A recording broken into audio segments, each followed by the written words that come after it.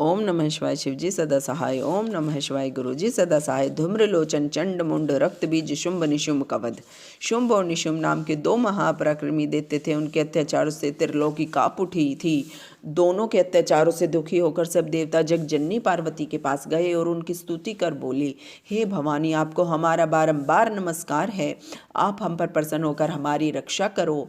इस पर उनके शरीर से एक कुमारी प्रकट होकर बोली, हे मातेश्वरी, सभी देवता मेरी और आपकी स्तुति कर रहे हैं। उस कुमारी का जन्म शरीर रोम होने के कारण कौशिकी तथा प्रकट होने के कारण मातंगी पड़ा। उसने देवताओं को आश्वस्त किया कि तुम डरो मत, मैं अकेली ही तुम्हारा कार्य सिद्ध करूंगी। शुंभ निशुंभ के दो सेवकों ने उसका महामाया के स्वरूप को देखकर उनके रूप पर मोहित होकर अपने राजा शुंभ निशुंभ से जाकर उसके रूप का वर्णन करने लगे। हे राजन, हिमालय के शिखर पर एक परम सुंदरी सिंह पर सवार होकर खड़ी है। देव कन्याएं तो उसके सामने सेविकाएं हैं। उसके समान त्रिलोकी में कोई भी सुंदर नहीं है। अतः उस स्त्री रूप रतन को आप अपने महल में स्थान प्रदान कीजिए। यह सुनकर शुंभ निशुंभ ने अपने मंत्री सुग्रीव दैत्य को दूत बनाकर हिमालय पर देवी के पास भेजा और कहा कि तुम उस स्त्री को मेरे पास ले आओ।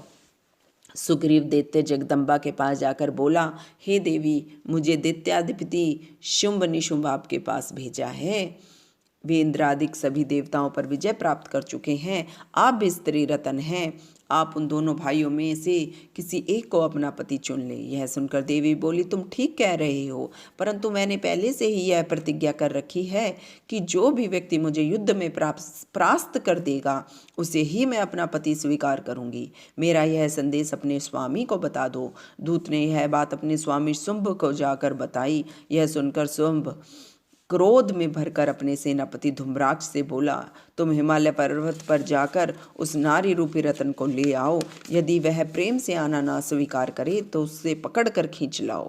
धूम्राक्ष देवी के पास जाकर उसे घसीट कर लाने का प्रयत्न करना चाहता था कि महादेवी ने अपनी हुंकार मात्र से ही उसे जलाकर भस्म कर डाला। धूम्राक्ष के मारे जाने का समाचार सुन शुंभ ने चंड मुंड तथा रक्त बीज को सेना लेकर भेजा।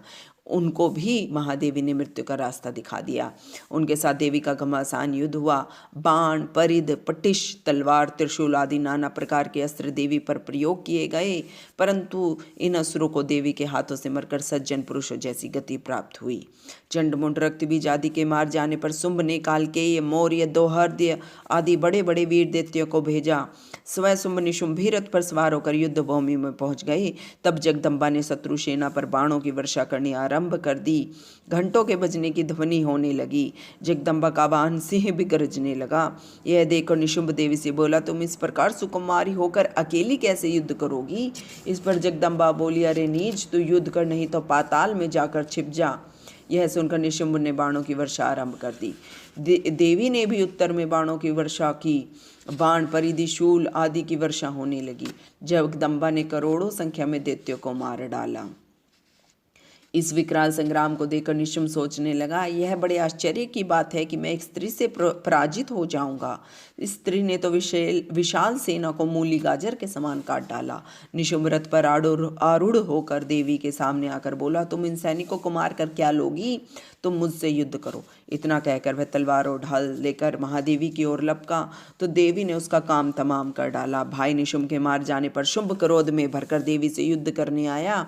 उसे देखकर देवी ने भारी अट्टहास किया, जिससे दैत्य सेना घबरा गई। तब देवी ने त्रिशूल के प्रहार से शुंभ को भी मार डाला। देवी के हाथों से मारे जाने के कारण शुंभ निशुंभ दोनों को स्वर्ग की प्राप्ति हुई। सब देवता फूलों की वर्षा करने लगे। ओम नमः शिवाय शिवजी सदा सहाय। ओम नमः शिवाय गुरुजी सदा सहाय।